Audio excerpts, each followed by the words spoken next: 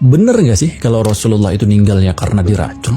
Kalau emang bener, kok bisa ya? Bukannya Rasul itu dijaga ketat sama Allah? Terus orang yang ngeracun ini gimana? Dihukum mati nggak? Assalamualaikum, halo. Jadi riwayat yang menyebut kalau Rasulullah memakan daging kambing yang udah diracun itu sahih. Di sini dijelaskan kalau pasca perang Khaybar, Rasulullah dan beberapa sahabat dihadiahkan makanan sama wanita Yahudi. Buat kamu yang belum tahu perang Khaybar, ini adalah salah satu perang paling besar antara Islam dan Yahudi. Yang unik dari perang ini adalah benteng Khaybar sendiri sulit banget untuk ditembus. Pertahanannya benar-benar kokoh. Bahkan dalam sejarah Romawi aja, yang jadi polisi dunia waktu itu nggak bisa menembusnya. Wah, emang kuat banget berarti ya. Namun atas izin Allah lewat kehebatan Sayyidina Ali, benteng Khaybar juga bisa ditaklukkan. Pemimpin yang bernama Salam bin Mishkam tewas mengenaskan. Nah, saat pertempuran selesai, Rasulullah dihadiahkan daging kambing oleh istri Salam bernama Zainab binti Haris. Rasulullah dan para sahabat memakannya. Nggak lama Rasulullah berkata, berhenti.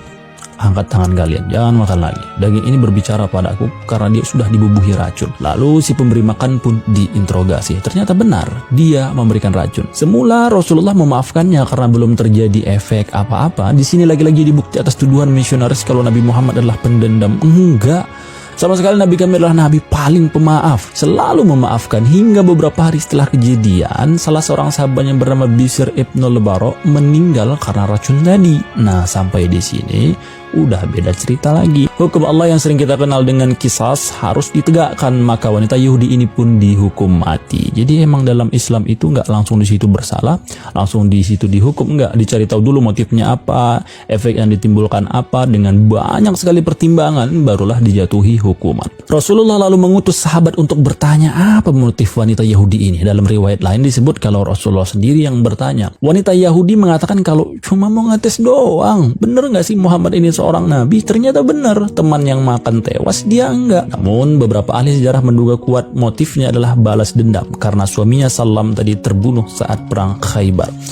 Lagian kalau kita kembali lihat sejarah, Yahudi ini kan emang terkenal banget hobi bunuh Nabi. 4 tahun setelah kejadian tersebut, Rasulullah mengatakan kepada Aisyah kalau ia masih merasakan apa yang pernah ia makan di Khaybar. Maksudnya daging kambing yang diracun tadi. Dan sekarang adalah waktu urat nadi lehernya terputus. Yang jadi pertanyaan, jika benar karena racun, kenapa Rasulullah bisa bertahan sampai 4 tahun lebih? Ternyata para ulama seperti Syekh Ali Jum'ah mengatakan dalam sesi tanya jawabnya, kalau ini adalah rencana Allah untuk menyempurnakan nubuah dan wafatnya Rasulullah sebagai syahid. Pun dengan Ibnul Qayyim mengatakan hal yang sama. Ini adalah penggabungan keutamanya sebagai nabi dan wafatnya sebagai syahid.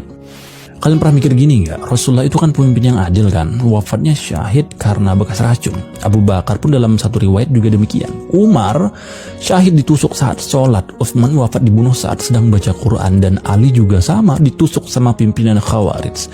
Mereka ini adalah pemimpin-pemimpin yang adil kan? Emang